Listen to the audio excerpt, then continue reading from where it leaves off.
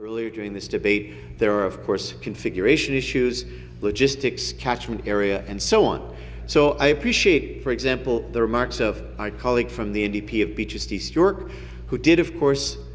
legitimately identify some of the growing pains, some of the, let's say, inequitable distribution during the first year of launch. But I think we welcome, of course, the support of the NDP caucus, and would simply state that, as we've said clearly, this is really a phased-in program. Because ultimately, Speaker, what we're looking at doing is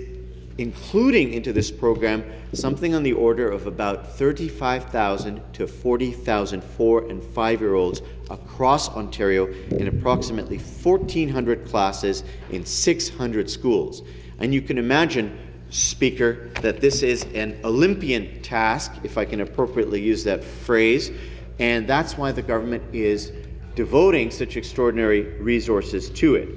Now, one of the things I think that also needs to be credited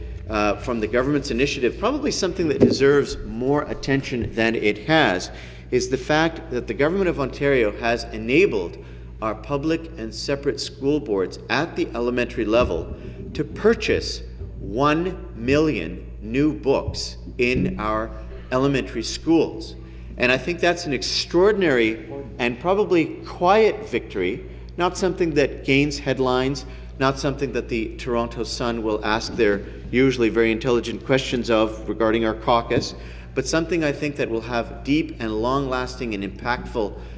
influence on the day-to-day lived experience of the many, many children. I can tell you, for example, Speaker, as I share some, I guess, qualities in terms of our riding with a member from Beaches East York, there are, of course, a number of newer and new Canadians in my own riding,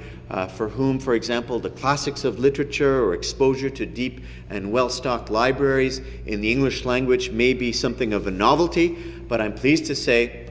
that our schools, and by extension our kids, and therefore society in general, and ultimately the province of Ontario and borders beyond, are going to benefit from such an extraordinary commitment.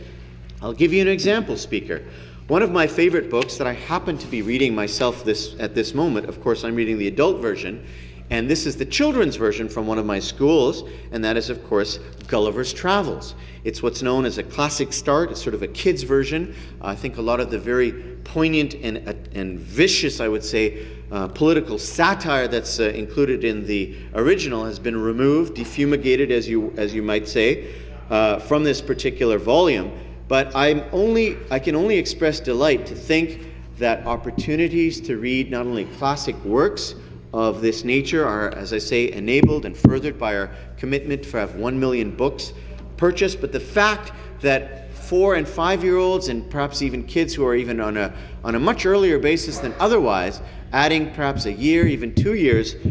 exposure to these types of works, of literature, and more broadly, of course, just engagement of the mind, whether it's of letters, of numbers, of socialization, of interacting with their peers, of learning to behave, of accepting the school routine, is something that's really welcome and extraordinary, and again, as I say, part of the vision of the McGuinty government. Now, what is important, Speaker, is that this is actually the fruit of some very deep and, I would say, vivid research by a well-known educator, Dr. Charles Pascal, and time again, we have identified, whether it's the Mustard report, which tended to be more towards the medical or biological or scientific aspects, or this particular report regarding engagement of kids, the earlier, the better. I think all of us in our own lived experience are, for example, very, very familiar with this idea that it is easier to pick up your first language, a second language, the rules of grammar, and so on, the earlier you engage kids. And to think that we will be introducing, welcoming, engaging a whole generation of school children a year and a half, 2 years earlier than otherwise is something, Speaker, that I think will, once it reaches the level of history, something that will be looked upon as a truly visionary moment in the Government of Ontario. And as we've mentioned earlier, Speaker, ultimately, what is it about? Engaging our children so that they will have a smoother transition to grade 1 and of course introducing this idea that